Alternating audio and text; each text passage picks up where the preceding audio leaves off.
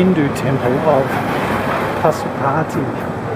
They reckon it's only about a 20-minute walk, but it took me nearly that long just to get across the road. So it might be more like a 40-minute walk for me. Have to wait and see how I go. The good thing is it's just such a picturesque walk. Okay, maybe not completely picturesque, but... Hello! Hey, chaps! Hello, chaps! Hey! Come on! Bye! Unlike the Buddhist temples I'd been to earlier, here there were quite a few no-go zones for non-Hindus, but eventually I made it into one of the main areas. I'm really going to have to do my homework on this place, because at this moment in time all I can really tell you about it is that there are an awful lot of monkeys here. Some of them are in a really bad mood, and at the risk of being really disrespectful, it smells a lot like wee. I don't know whether that's the monkeys that just been letting it rip. Down that.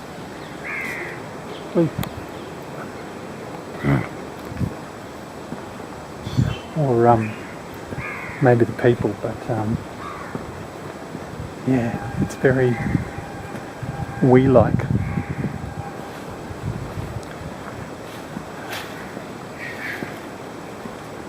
Hopefully I'll be able to tell you a little bit more about it when I've done my homework. After looking around a bit more, I met a black goat wearing a necklace and some sadhus. Sadhus are these cool-looking holy men who have chosen to live apart from society to focus on their own spiritual practice. They're known for extreme forms of self-denial, like vowing never to use one leg or to hold an arm in the air for a few years.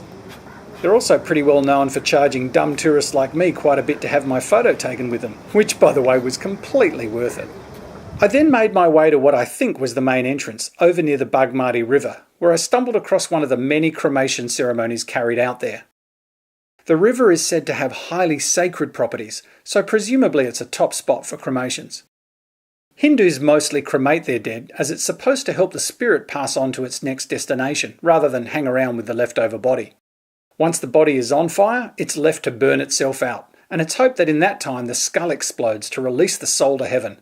And if that doesn't happen, someone usually gives it a bit of a helping hand. But I can't say I was all that interested in hanging around to see that part. So I called it a day and headed back to the hotel in a rock and roll taxi.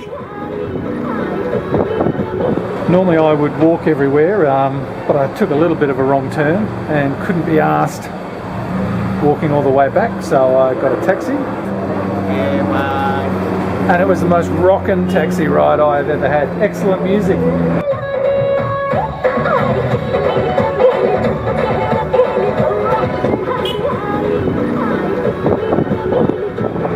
So it was good fun, but worth not walking. See you, man.